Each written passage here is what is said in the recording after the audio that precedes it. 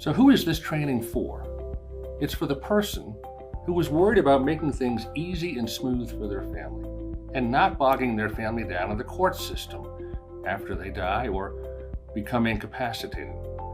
It's for the person who is worried about their child's inheritance being squandered or going to a divorcing spouse or a lawsuit. It's also for the person who is worried about both. If you're worried about these things, this webinar is for you. Many people are worried about sticking their loved ones with a mess after they die or after they become incapacitated, and many people are worried about not protecting their children's inheritance. With the correct advice from an estate planning attorney, not just any attorney, but an experienced estate planning attorney, people can develop a plan to solve these worries.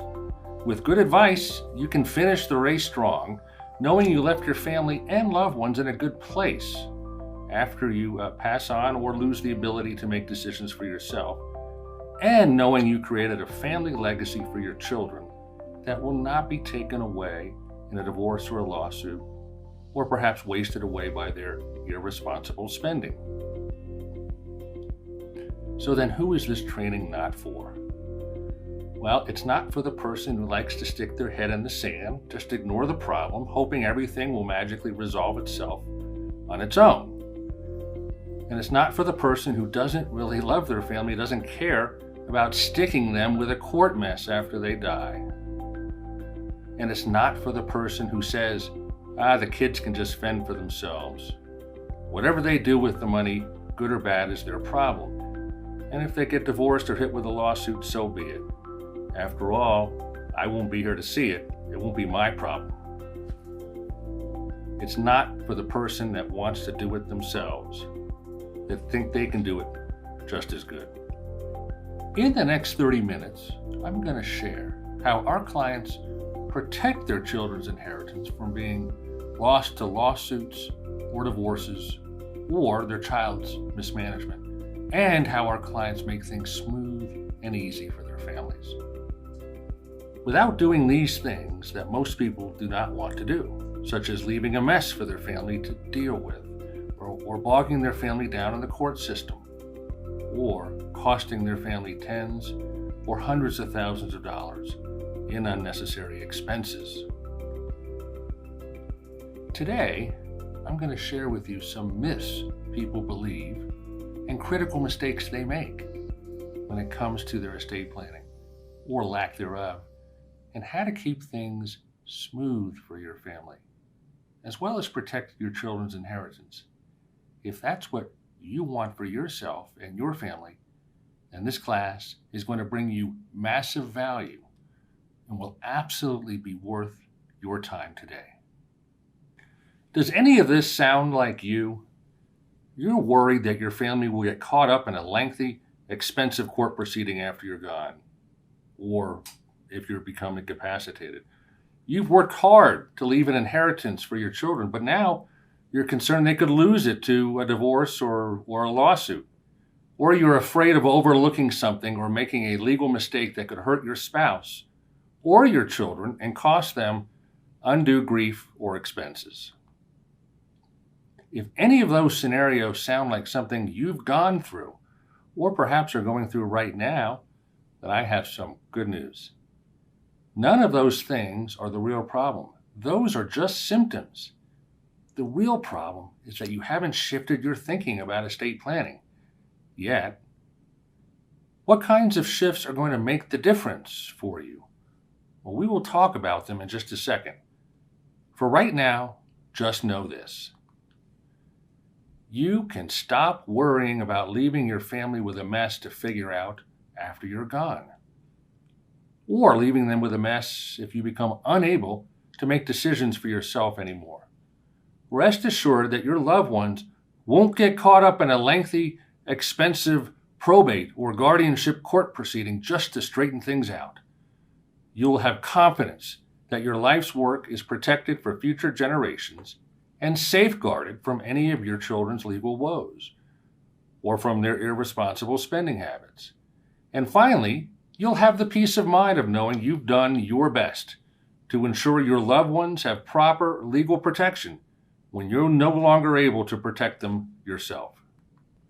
Today, I'm going to be teaching you strategies that frankly fly against the conventional wisdom. So you may be wondering why you should listen to me. So let me take 2 seconds to introduce myself and why you should listen to me. I am Bill O'Leary, founder and attorney at Legacy Planning Law Group. I've been a lawyer for more than 30 years and focus my practice exclusively in the areas of estate planning, probate, and elder law. I'm a member of Wealth Counsel, a national network of estate planning lawyers. We help people use proven legal strategies to keep their families out of the court system and protect their children's inheritance from their mismanagement and what seems to concern every parent, divorce and lawsuits. I've been married 32 years to a wonderful woman. Her name is Joan, and we have 2 adult children. Our oldest is a 28-year-old girl. She's been married 5 years, and we just recently got the news that she's pregnant, and we could not be more pleased. And our son is a newly minted lawyer, taking after me, I suppose. Now, why do I do this work? Well, I do this work because I've seen far too many families get stuck with a mess after their loved one dies, their loved one who did not plan well. I've seen stressful experiences and fractured families. Very sad. I do this work because I've seen how a child's inheritance can be completely wasted away in short order after their parent's death, whether it's because the child couldn't save 2 nickels together, or the child got divorced or sued. The inheritance is gone, and the family legacy vanishes. As I said, it is very sad. But it's so unnecessary and preventable. This is why I do the work I do. It's almost a calling. I help people plan, help them finish the race strong. But more importantly, I help people recognize the need to plan and the importance of planning. As I like to tell people, plan, plan, plan. Plan while you can. Your family will thank you. Now, estate planning is a complex area of law. Sadly, most people don't know who to turn to for help. Every situation is unique. This is our main focus area, and we're able to help people alleviate their worry and achieve the peace of mind that comes with knowing things will be smooth after they die or become incapacitated, and their hard-earned money will be protected and stay in the family bloodline. So let's move on to the first mistake, which is dying intestate or without a will. Do you have a will? If you do, great. If you don't, you're in good company. According to a recent survey, 63% do not have a will at all. And of those who do have a will, many of them are old and out of date. Now, you might think the problem lies mainly with young people who don't have many assets. And while it's true that an overwhelming majority of young people don't have a will, the survey also found an alarming 1/2 of seniors aged 65 and older don't have a will at all, or if they do, it's not up to date. So what's the big deal if you don't have a will? What happens if you die without a will, what we call dying intestate? Well, your family gets introduced to the state. The state tells your family who gets what. You don't have a say in the matter. I've had people say to me that if they don't have a will, well, that must mean that they don't have an estate plan, right? Well, I have to gently correct them. I tell them they most certainly do have an estate plan, all right, even without a will. The only thing is, it's just not their plan. It's the state of Florida's plan, and it may not be the plan that they want. Now, let me tell you about Doreen. It's really a tragic story. Doreen was a 71-year-old widow. Her husband had died 3 years before. Doreen had 2 children, Ben and Alicia. They were very close. They did everything together as kids, and as they got older and started families of their own, They got together all the time, often rotating between houses for family dinners. Their kids played together. They were more than just cousins, they were truly friends. Now, Doreen's mother passed away about 10 years earlier. Her father had passed away years before that, and Doreen was an only child. So when Doreen's mother died, she left Doreen everything she had. Aside from money in some bank and investment accounts, Doreen's mother passed on two very important things: land in Kentucky that had been passed down several generations, and a nice diamond engagement ring that Doreen's father gave to her mother. Well, when Ben and Alicia, the kids, when they were in their college years, Doreen sat them down and told them about the Kentucky land. Doreen told Ben and Alicia that it was very important to her that the land stay in the family. Doreen said that that's what her mother and father wanted, and Doreen intended to carry on the family tradition. In fact, the land was called Simpson Farms, named after Doreen's grandfather, who originally bought the land. Doreen wanted Simpson Farms to be there for future generations to be able to use and enjoy. It was a beautiful piece of property with a cabin on it and great views. It was an important legacy that Doreen wanted to leave. So Doreen shared her wishes with her kids and asked them to promise to keep the land after she died. Doreen did not want it sold off. The kids promised their mom that they would honor her wish. Remember, Ben and Alicia were close, and they enthusiastically agreed to the promise. They all hugged, and Doreen felt secure that her wish would be carried out. She trusted her son and daughter to do right by her and her ancestors. Well, Doreen also talked to Ben and Alicia about her mother's engagement ring. Doreen's mother really wanted the ring handed down to Alicia when she got married. So did Doreen. She told the kids that it was her wish and her mother's wish that Alicia get the ring. Doreen would make it up to Ben by giving him some other things. Again, the kids said yes to Mom. We'll do as you wish. Don't worry.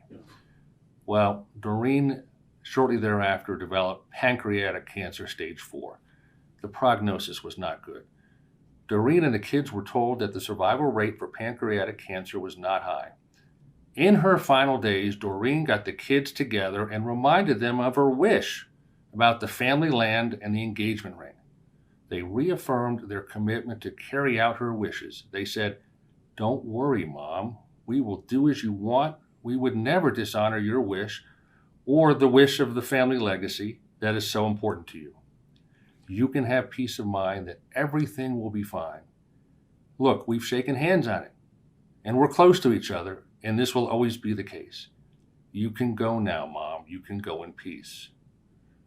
There was never talk about putting the promise, the handshake, in writing. And no one suggested getting a will to memorialize Doreen's wishes, to make it legal and binding. Doreen succumbed to the cancer a few weeks later and died. Shortly after the funeral, Ben and Alicia turned their attention to Mom's stuff. They remembered the promise they made to their mom. They were surprised to learn that things would not go smoothly or quickly, though. They found out they had to go to court, probate court. They had to open up a probate of their mom's estate. Why, they asked? Well, because Mom didn't have a will, and they didn't know this. Nobody told them about the importance of having a will. Now they were in for the ride of their lives, a very bumpy and frankly tragic one. One of the first things that had to take place was the appointment of an executor by the probate judge. Simple enough, right? Either Ben or Alicia would do it, and of course the judge would appoint one of them, and Ben and Alicia, being as close as they were, would decide which one would do it, right? Well, wrong. Here's where the trouble started. They could not agree. They both wanted to do it. They each thought they could do it better than the other. They met one day over coffee to see if maybe they could reach an agreement on who would do it. Unfortunately, things were said that were misconstrued. They left the coffee shop with hurt feelings, and these hurt feelings turned into deep wounds, and they stopped talking. Their family stopped getting together. their kids stopped playing with each other. You can picture Doreen looking down with a sad face. So Ben asked the judge to appoint him as executor. Alicia made a separate request that the judge appoint her. The judge figured out pretty quickly they were not getting along.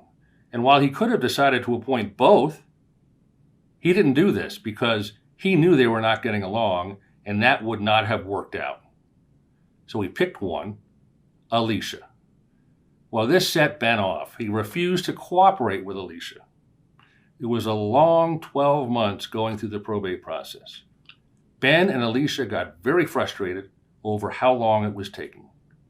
They quickly learned this is normal for a probate case. It takes a long time. 1 year is not unusual. In fact, up to 2 years is not uncommon. And it's very expensive. They learned that the hard way because the lawyer they had to hire ended up with a $23,000 fee. Lawyers are required to be hired in a probate, and it was a typical lawyer fee given the size of Doreen's estate. It still hurt, though.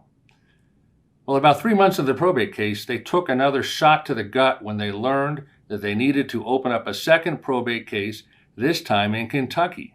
Why? Remember the family land in Kentucky that Doreen's mom had passed down to her? Well, now the land was being passed down to Alicia and Ben. Unfortunately, Doreen did not have a will, so another legal case had to be opened in Kentucky in order to probate the family land. Well, this took about as long as the first probate and cost an additional $18,000 in lawyer fees. Well, towards the end of the probate administration, it came time to make a distribution of the estate assets. Alicia sent him an impersonal email instead of calling him. Remember, they weren't on speaking terms anymore. Alicia reminded Ben of their mom's promise about the family land in Kentucky and the engagement ring. Well, regarding the land, Alicia told Ben that they needed to sign some legal papers to become joint owners of the land. Alicia also told Ben that she intended to keep the engagement ring for herself as her mom wanted. Well, guess how Ben reacted? Not well. He refused to sign the papers for the land. Instead, he told Alicia that he wanted cash instead of the land, and that she needed to sell the land and give him half the cash. Ben looked up state law that says that in the absence of a will, everything goes 50-50 to he and Alicia as the surviving kids. And Ben also read that he wasn't required to take his 50% as a joint owner of the land. He wanted cash, and he had every right to it. He told Alicia that as executor, she had no choice but to sell the land to do a 50-50 split in cash. And the lawyer hired by Alicia confirmed this. But Alicia reminded Ben about their mom's wish. Well, Ben told Alicia he didn't care. Alicia said things leaving deep scars, you remember, and this was Ben's way of getting back at Alicia. And what about the engagement ring? Well, Ben told Alicia that the law required a 50-50 split of the ring. Their mom's wish that Alicia get the ring was not in writing. It was not in a will, so too bad. Alicia was crushed. Again, imagine Doreen's sadness. So what was Doreen's mistake? Dying without a will. And what was the cost of her mistake? Well, you can add up the lawyer fees for the two probate cases. That total was $41,000. But what about the land having to be sold? That meant it was no longer in the family for future generations to enjoy. How do you put a price tag on that? And what about Ben and Alicia, the children who were so close growing up and whose children were more friends than cousins, but now don't talk to each other? How do you put a price tag on that? You can't. Doreen's mistake cost more than just money. It's a cost that cannot be quantified and that will be felt for generations to come. Now, do you think there was a better way for Doreen? Mistake number 2, having I love you wills. I love you wills. Boy, it sounds so romantic. Honey, when I die, everything goes to you, and when you die, everything goes to me. What could be more romantic than that? And what could be more simple? So what's the problem with it? Why is it a mistake? Because all it does is kick the can down the road. While things may be simple at the first spouse's death, it's not so simple at the second spouse's death. Instead of being simple, easy, and inexpensive, it is often hard, complicated, and very expensive at the second spouse's death. Having I love you wills doesn't show your love at all, because it often sticks your family with a terrible mess. So let me introduce you to Hank and Connie. They were married for 55 years. Hank was a machinist and a lifelong union member. He worked hard. He came home every day at 5:30 like clockwork. Connie had dinner ready when he got home. They loved each other very much. While Hank was not overly affectionate, he relied on Connie in all things. In his mind, Connie was a queen. They were married so long that they were able to complete each other's sentences. They were such a cute couple, aging gracefully. Now, Connie did not work outside the home. She raised their 4 children, doting on them. She made sure the children did their homework and got to school on time.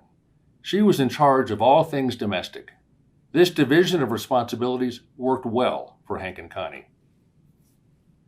They were together in all things, including what they owned. Whether it was the house, bank accounts, or investment accounts, they owned everything together as husband and wife. They were like one in all things, including their assets. Now, Hank was a simple man. He wanted things to be simple. When Connie suggested they get their wills done, since they didn't have any, Hank agreed. But he wanted it to be simple. So they went to a lawyer to have simple wills drawn up. They got I love you wills. At Hank's death, everything would go to Connie, and similarly, at Connie's death, everything would go to Hank. So what's wrong with this? Nothing is wrong with it. Well, at least when the first spouse dies. Hank and Connie's simple plan worked just fine when Hank died 2 years after putting their wills in place. Things went smoothly. So what's the problem? The problem is what occurs at the second death. The problem doesn't rear its ugly head until the second spouse dies. It is then that the problem of I love you wills shows itself. It's at that point that the can, which was kicked down the road at the first death, needs to be collected. So what happened when Connie died? Her children got bogged down in probate court.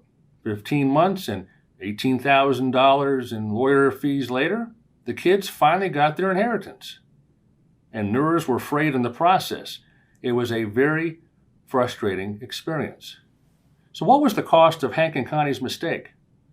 Well, the $18,000 paid to the lawyer. So let me ask you, do you think Hank and Connie could have planned better?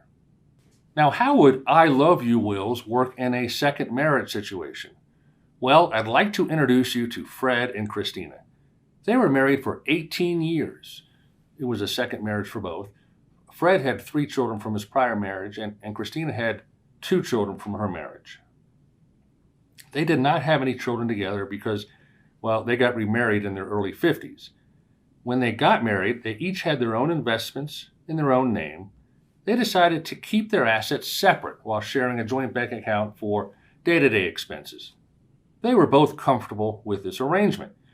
Now, both Fred and Christina were blessed with children they loved, and their kids loved them. While their first marriages did not work out, those marriages produced good kids. Both of them wanted to pass on an inheritance to their respective sets of children. That would be part of their legacy. That was important to each of them. But of course, Fred and Christina were married for 18 years. That's a pretty long time. They loved each other very much. They were so gratified to have found love later in life and were very loyal to each other. They each wanted to make sure that when the first of them would pass away, the surviving spouse would be well taken care of. So to do that, they decided to direct certain assets to each other as a beneficiary. They both had retirement accounts and life insurance policies that they agreed to name the other spouse on as a beneficiary. and that would give them enough money to take care of the other spouse for their remaining days. Doing this would also allow Fred and Christina to give their separate investment assets to their children from their prior marriages. Fred and Christina were comfortable with this plan and agreed upon it over the kitchen table. Well, what did their estate plan look like? Well, they had I love you wills, where at Fred's death everything would go to Christina and vice versa. They wanted things simple. They promised each other at the kitchen table that when the first spouse died, the surviving spouse would make sure that the deceased spouse's children would get that spouse's assets. They trusted each other to carry out this promise. Having I love you wills was all they needed because of this promise, or so they thought. Well, Fred died a few years after they got their I love you wills done. Fred's investment accounts went to Christina under the will. When Fred died, his investment accounts were worth about $476,000. Christina's children comforted her while she mourned her husband's death. It was a hard time for Christina. Well, a few months later, her children, aware of the money she got from Fred's will, started talking to their mother about the importance of family, of the family bloodline. They told their mother that even though she promised Fred to set aside his money for his children after she died, well, Mom, blood is thicker than water. Eventually, Christina's children convinced her to change her will to give everything, including Fred's money, to them, which she did. When Christina died a couple of years later, all of Fred's money passed on to Christina's children, leaving Fred's children out in the cold.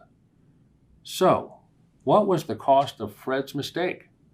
Well, it was the $476,000, the amount in his investment accounts when he died, that never made it to his children as he had hoped and as Christina had promised.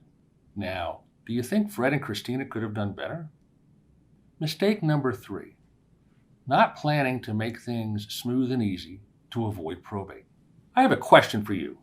Would you like things to go easily and smoothly for your loved ones after you die or after you become incapacitated? Now it's not a trick question. I'm sure your answer is yes. After all, who would want things to go hard? The question is a bit tongue-in-cheek, but it's designed to get you thinking because there is an easy way and a hard way. There is a quick way and a slow way. There is an inexpensive way and an expensive way. I'd like to tell you about a very sad example where things did not go smoothly and easily. Let me tell you about Bob. Bob was a widower. He was 84 years old. He and his deceased wife, Carol, had 3 children, Sue, John, and Cheryl, all in their 50s. Well, Bob's daughters were in good positions. Sue, the oldest, was a dentist, and her husband had a good job too. They didn't lack for anything. And in a similar way, the youngest child, Cheryl, was married to Tim, a very successful insurance agent. This allowed Cheryl to stay at home to be with the kids.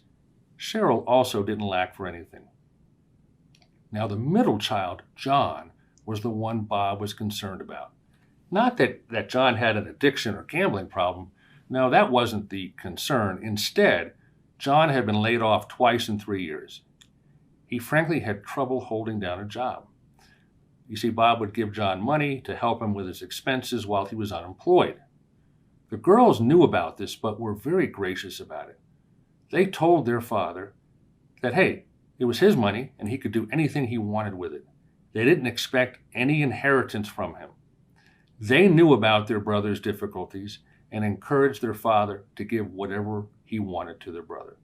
All 3 kids were close.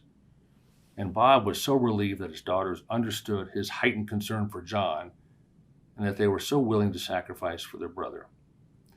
Now, each of Bob's children had children of their own. And while he loved all of his grandchildren, Bob knew that Sue's children and Cheryl's children also didn't lack for anything.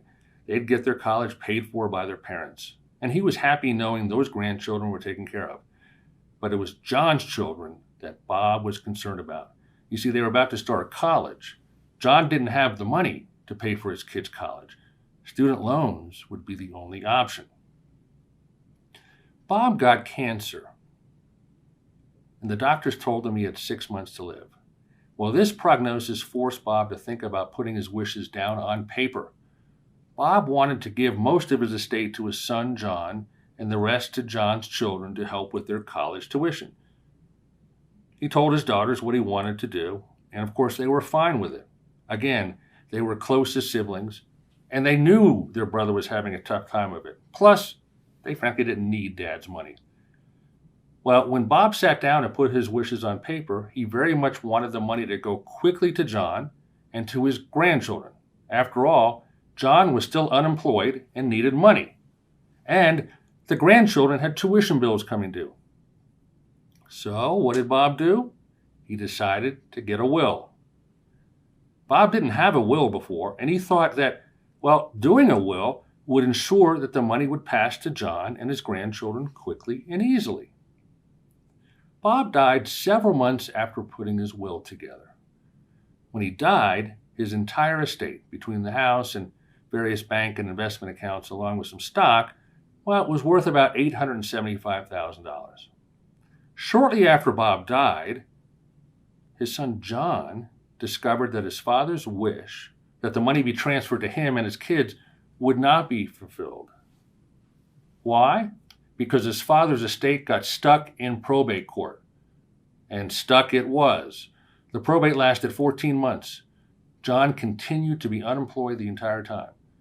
So do you think John could have used the money from his inheritance? And John's kids had to take out student loans for 2 semesters worth of tuition and room and board because of the delay. To make matters even worse, John had to pay the probate lawyer over $26,000 in fees. This was the cost of Bob's mistake. The saddest part of this saga was what the probate lawyer told John. John learned that his father could have planned so much better, that he could have implemented an estate planning solution at a fraction of the cost, where probate could have been avoided. Well, maybe his father, Bob, didn't ask the right people. So let's pause for a minute and do a brief recap.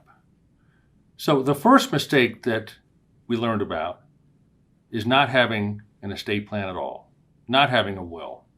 The second mistake is having simple, what we call I love you wills.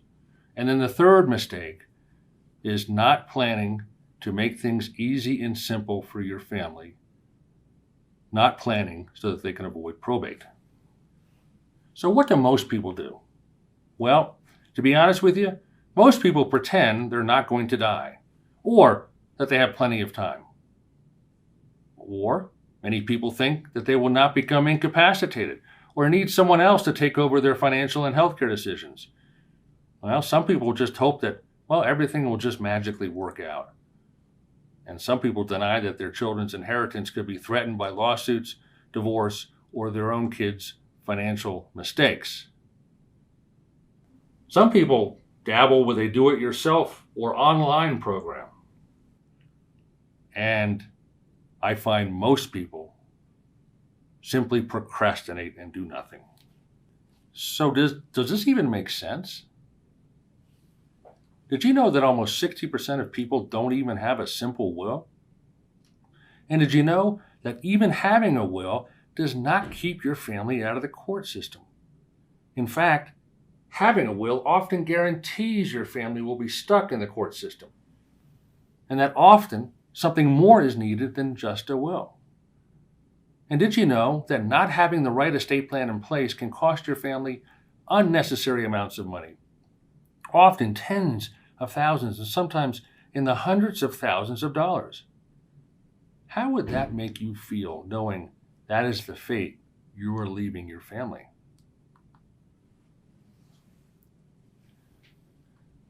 Well, good news. There is a better way.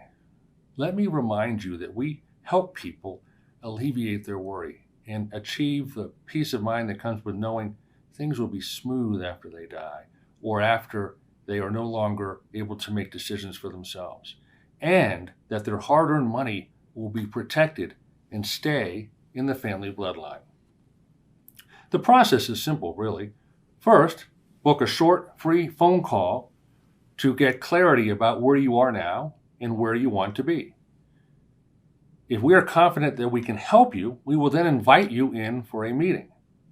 Now, to solve these estate planning problems, you will need to commit to an action plan. Remember, nothing happens without your commitment.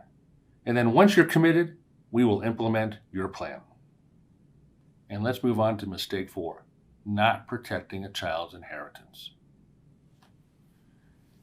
Do you ever wonder what will happen to your child's inheritance after you pass away? Do you want it to last for your child?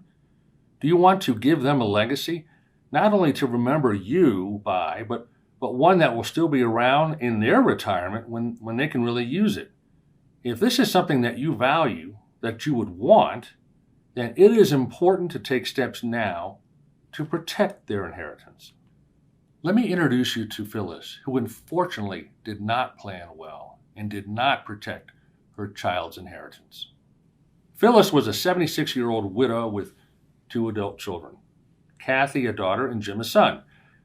Phyllis loved Kathy and Jim more than anything. She would do anything for them, sometimes more than she should have. You know, a mother's love for her children is like no other.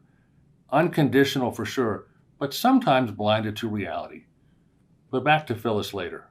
First, let me tell you about her children. Kathy was the oldest. She was 53 years old. She was married to Daniel. They got married 26 years ago. Daniel was an architect with a good-paying job at an architectural firm. Kathy also worked when they first got married as a retail store clerk. When they had their first child, they decided that Kathy would stay at home with their new baby. Kathy and Daniel had 2 more children over the next 7 years. Now, the first 14 years of their marriage were relatively good, although not great. But it certainly wasn't a bad marriage until they got into their mid-40s. Then things started to change. Phyllis certainly noticed it. You know, mothers seem to have a sixth sense about those things, especially when it involves their children, their little cubs. Kathy would confide in her mom that things were not going well, that the marriage was in trouble. But Kathy and Daniel did not divorce right away. The marriage sort of went on cruise control without much effort being put into it by Kathy and Daniel. That allowed Phyllis to think the problem wasn't really there. At least, not as bad as it really was. You see, she wanted the best for Kathy. Let me tell you about Phyllis's other child, Jim, the youngest. Jim was 51 years old, divorced with 2 children of his own. Now, Jim liked to drink. Not just casually, but to excess. Frankly, he had a drinking problem. It started in his 20s and got worse as he got older. In fact, it was the main reason why his wife asked for a divorce. Well, Jim did not react well to the divorce at all. He drank even heavier afterwards. Jim not only drank too much, but he showed poor judgment when under the influence.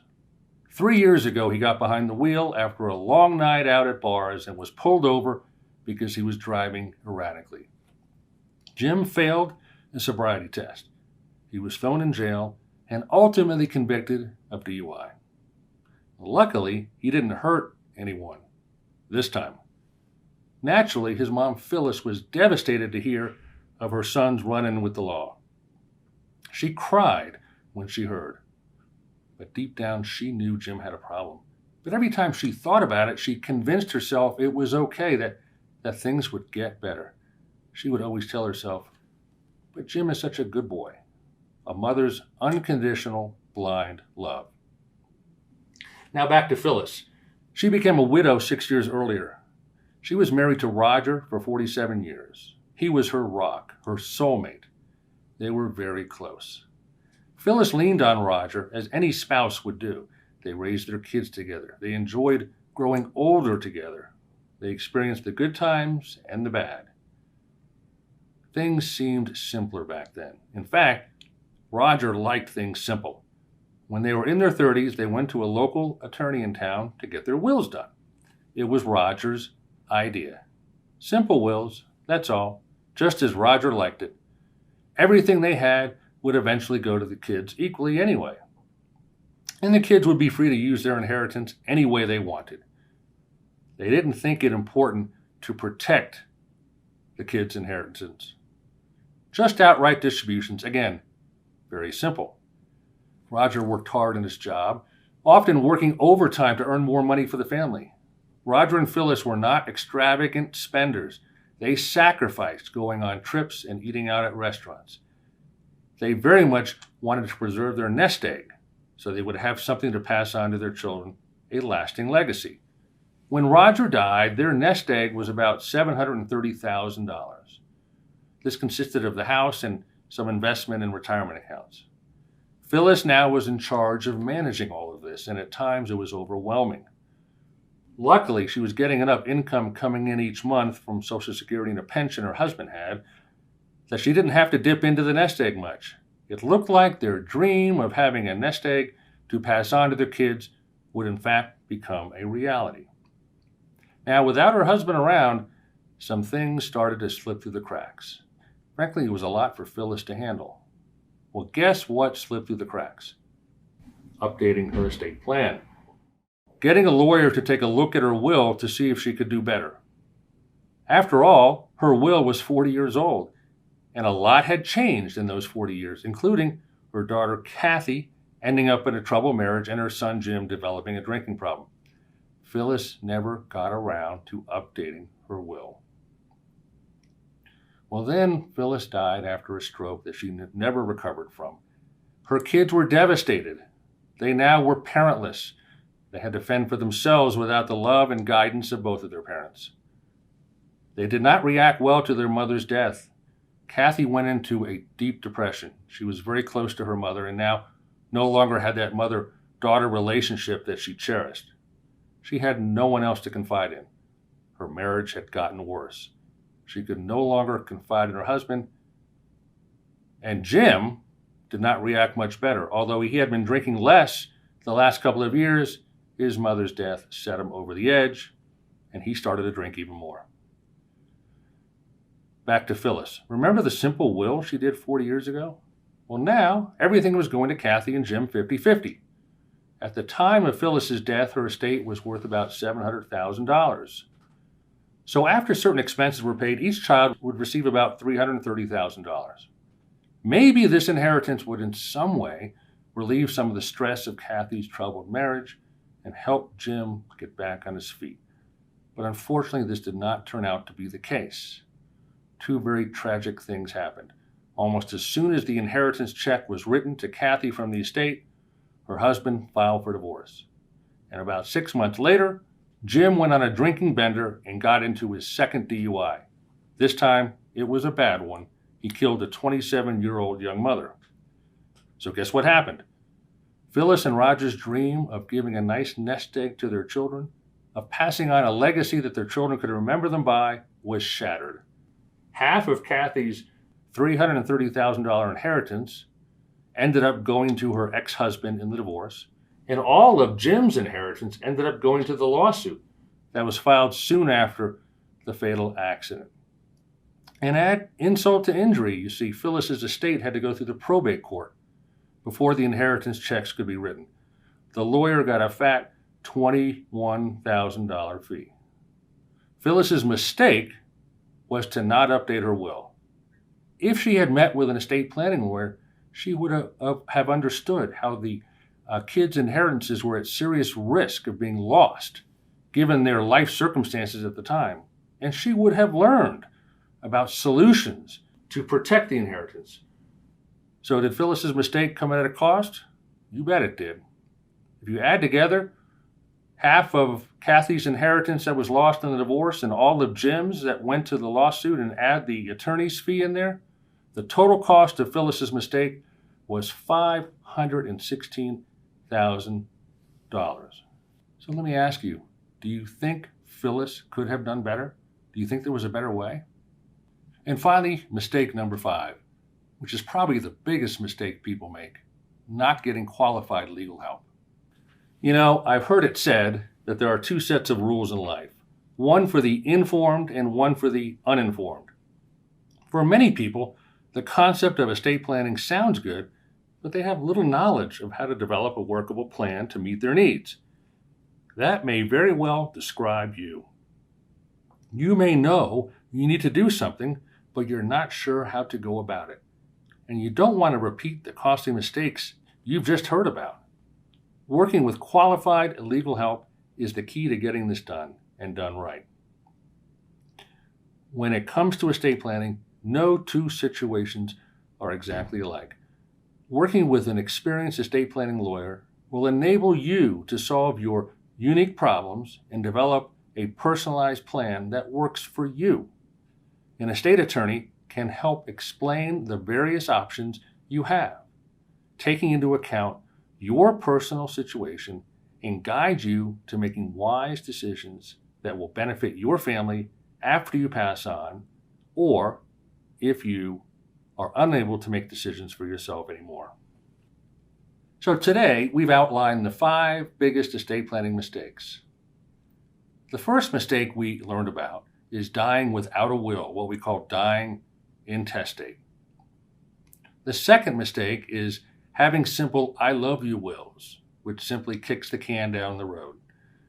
The third mistake is not making things smooth and easy for your family and planning so they avoid the court system. The fourth mistake, not protecting a child's inheritance, perhaps from their own mismanagement or from a divorce or lawsuit. And number 5, the biggest mistake, not getting qualified legal help. So now you have a choice. The way I look at it, you can think about it. I call this the 90-day think about it plan. 90 days later, you'll be no further along to solving your problems than you are now. In fact, I like to call this the 90-day plan to nowhere. You'll end up doing nothing, which will end up leaving a burden on you and your family. Or you can do something absolutely amazing for your loved ones. Take action. Find out your options.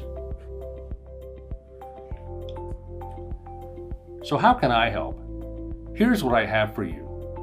My team and I have set aside time in the next 48 hours to speak to you personally about your situation and possible solutions. Whatever your biggest challenges, we've seen them and we can help overcome them. Remember a few minutes ago we talked about the better way? The next step is for you to book a free 15-minute phone call with our team to evaluate your situation. Then, if it makes sense, we will invite you to our office for a free consultation with me to visit about your planning opportunities and discuss price. You will get clarity at that meeting, and there'll be no commitment to hire us until after that meeting. We will make sure we can help you and help you achieve your goals. So, who is this for? It's for people who are willing to share their goals and concerns with our legal team.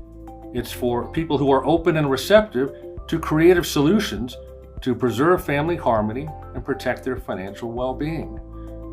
It's for people who also are committed to collaborating with their legal team and appreciate an organized process to design, implement, and maintain their estate plan.